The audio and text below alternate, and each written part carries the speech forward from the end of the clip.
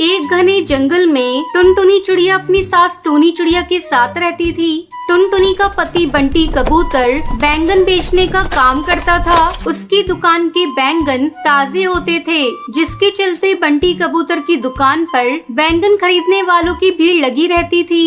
उसका अपना एक बहुत बड़ा बैंगन का खेत था।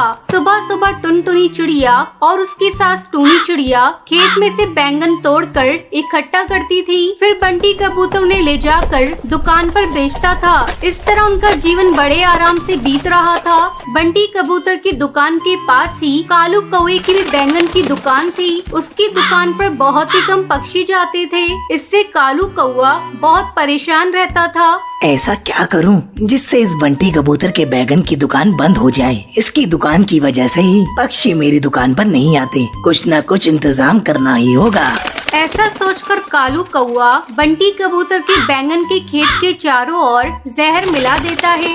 जहर की वजह से उसके बैंगन के खेत खराब हो जाते हैं। उसके बाद सुबह सुबह बैंगन इकट्ठा करने टुनटुनी चिड़िया जाती है तो देखती है कि बैंगन के खेत पूरी तरह बंजर पड़े हैं। वो जोर जोर से चिल्लाने लगती है, माँ जी, अरे माँ जी, जल्दी यहाँ आइए, हम लुट गए, बर्बाद हो गए। ये देखिए, सारे बैंगन के खेत खराब हो गए।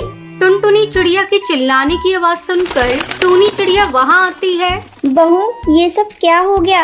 एक साथ सारी खेती खराब कैसे हो गई? लगता है किसी ने जानबूझकर हमारी बैंगन की खेती को खराब कर दिया है। उन दोनों के रोने की आवाज सुनकर बंटी कबूतर वहाँ आता है।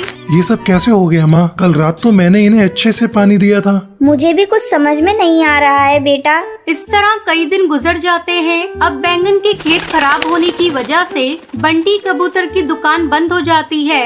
ये देखकर कालू कौवा बहुत ही खुश होता है।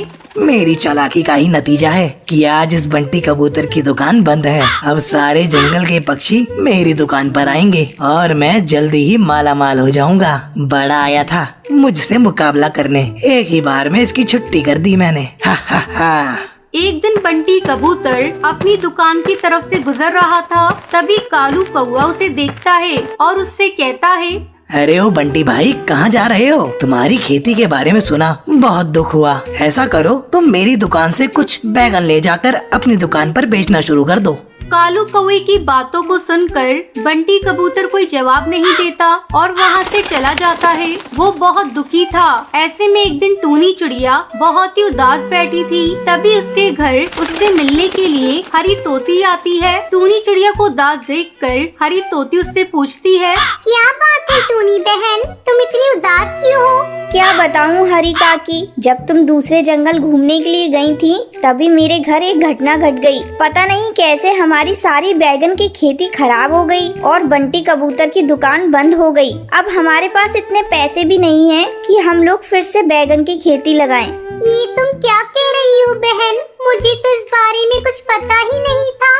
लेकिन तुम चिंता मत करो, मैं आ गई हूँ, सब कुछ ठीक हो जाएगा। ये लो, मेरे पास कुछ जादुई बीज है। जब मैं दूसरे जंगल घूमने के लिए गई थी तभी एक जादूगरनी ने मुझे इस बीज को दिया था। तुम्हें पता है, ये जादुई बैंगन का बीज है। मैं तो बैंगन की खेती करती नहीं, तो इसलिए ये मेरे किसी काम की नहीं है।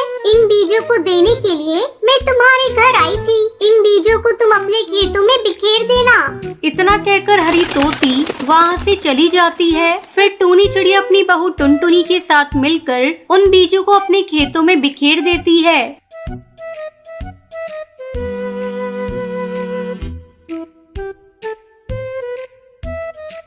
अगले दिन जब वो लोग अपने खेत पर जाती हैं, तो उनकी खुशी का ठिकाना नहीं रहता। उनके पूरे खेत में बैंगन उगे हुए थे। दोनों सास बहू मिलकर जल्दी जल्दी बैंगन इकट्ठा करती है और बंटी कबूतर उन बैंगन को ले जाकर फिर से अपनी दुकान पर बेचना शुरू कर देता है। जल्दी उसके सारे ग्राहक फिर से उसकी दुकान पर आना शुरू कर देते हैं। फिर बंटी कबूतर अपने परिवार के साथ खुशी खुशी अपना जीवन बिताने लगता है।